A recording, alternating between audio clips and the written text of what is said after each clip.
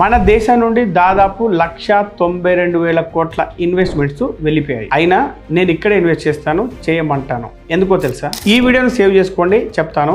మన దేశం ఇప్పుడు ప్రపంచంలోనే ఎక్కువగా అండర్ పెర్ఫార్మ్ అవుతున్నటువంటి మార్కెట్. FIIs అంటే ఫారిన్ ఇన్వెస్టర్స్ 4 నెలల్లోనే 1,92,000 కోట్లు తీసుకెళ్లిపోయారు. కానీ ఈ సమయంలో ఇండియన్ ఈక్విటీయే బెస్ట్ ఇన్వెస్ట్మెంట్ అని నేను చెప్తాను. ఎందుకంటే 4 కారణాలు. మొదటిది వాల్యుయేషన్. మీరు హైదరాబాద్లో ఫ్లాట్ కొనాలనుకుంటే 2020లో 50 లక్షలున్న ఫ్లాట్ ఇప్పుడు ఒక ఫెయిర్ ప్రైస్కి వచ్చిందంటే కొంటారా లేదా?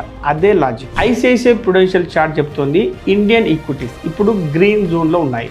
లాస్ట్ టైం ఇది కోవిడ్ 2020లో వచ్చింది. ఆ తర్వాత యావరేజ్ 1 ఇయర్ రిటర్న్స్ 20% పైనే. అంటే లాస్ అయ్యే ఛాన్సు కేవలం 2% మాత్రమే.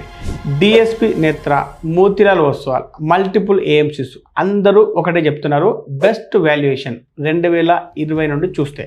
ఇక రెండవ కారణం కాంట్రారియన్ ప్లే. అందరూ US స్టాక్స్, AI, నాస్డాక్ వెనుక పరిగెత్తుతున్నారు. ఇండియా గురించి ఎవరు మాట్లాడట్లేదు.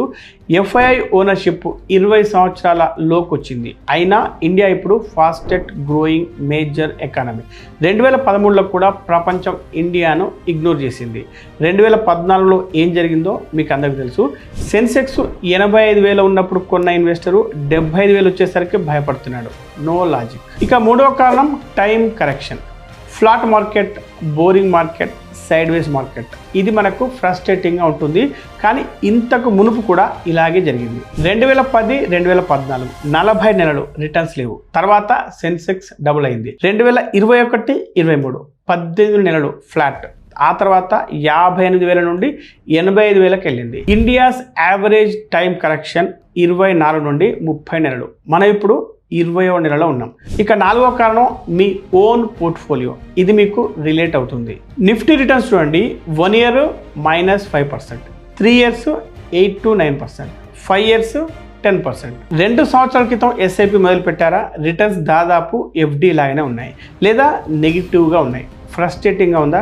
అదొక గుడ్ సైన్. ఇండియా చరిత్రలో ప్రతిసారి రిటర్న్స్ FD దగ్గరగా వచ్చినప్పుడు ఆ తర్వాత 3 నుండి 4 సంవత్సరాలు ఎగ్జెప్షనల్ డబుల్ డిజిట్ రిటర్న్స్ వచ్చాయి ప్రతిసారి. అంటే నేను రేపటి గురించి లేదా 6 నెలల గురించి చెప్పట్లేదు. కానీ మీకు 3 నుండి 5 సంవత్సరాల హారిజన్ ఉంటే మ్యాథ్స్, వాల్యుయేషన్, హిస్టరీ అన్నీ మీ వైపే ఉన్నాయి. ఒక విషయం గుర్తుంచుకోండి, గత క్రైసిస్ అన్ని ఆపర్చునిటీలా కనిపిస్తాయి. ప్రజెంట్ క్రైసిస్ మాత్రం థ్రెట్ లాగా కనిపిస్తుంది. సో ఎవరైతే SIP మానేద్దాం అనుకుంటున్నారో ఈ వీడియోను వాళ్ళకి షేర్ చేయండి.